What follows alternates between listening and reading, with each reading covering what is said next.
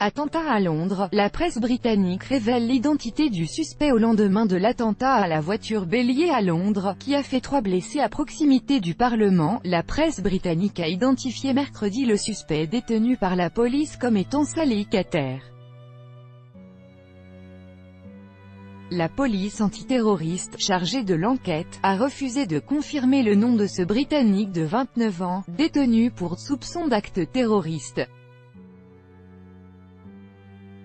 Elle poursuivait, mercredi matin, ses perquisitions entamées la veille au soir à Birmingham et Nottingham, centre de l'Angleterre. Les enquêteurs ont établi que le véhicule utilisé dans l'attaque était arrivé de Birmingham à Londres lundi soir.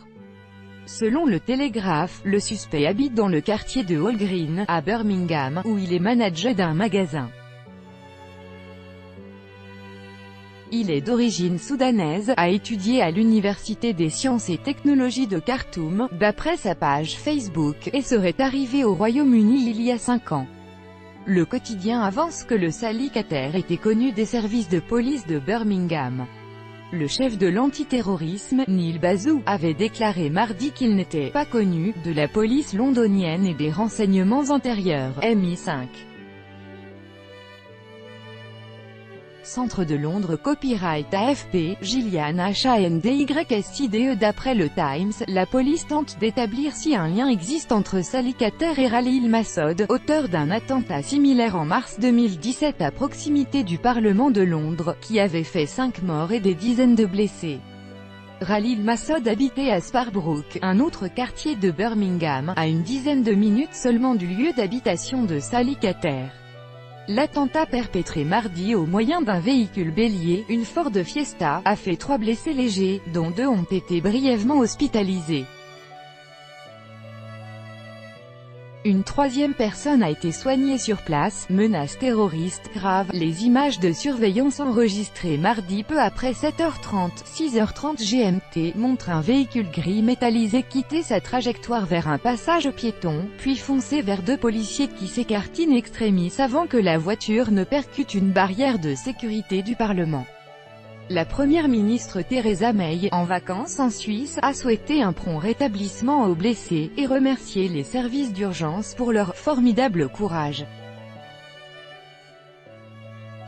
La menace terroriste au Royaume-Uni reste grave, a-t-elle souligné, appelant le public à « demeurer vigilant ». La patronne de Scotland Yard, Cressida Dick, a évoqué mercredi matin sur la BBC la possible piétonnisation des alentours du Parlement, afin de renforcer la sécurité de cette zone plusieurs fois prise pour cible lors d'attentats. C'est une question qui sera discutée, sans aucun doute, entre les parlementaires, les autorités locales, le maire et les services de sécurité, a-t-elle déclaré. Le Royaume-Uni a été frappé en 2017 par une vague d'attentats, dont 4 revendiqués par le groupe État islamique, qui ont fait au total 36 morts et 200 blessés. Le premier d'entre eux, le 22 mars, avait précisément été commis avec une voiture bélier sur le Westminster Bridge, qui mène au Parlement.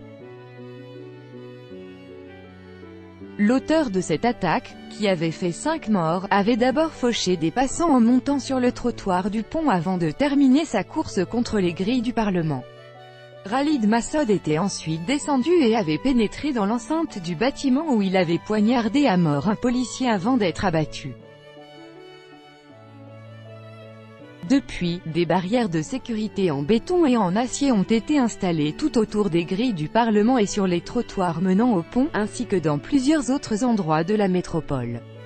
Tout droit de reproduction et de représentation réservé. Copyright 2018, Agence France Presse.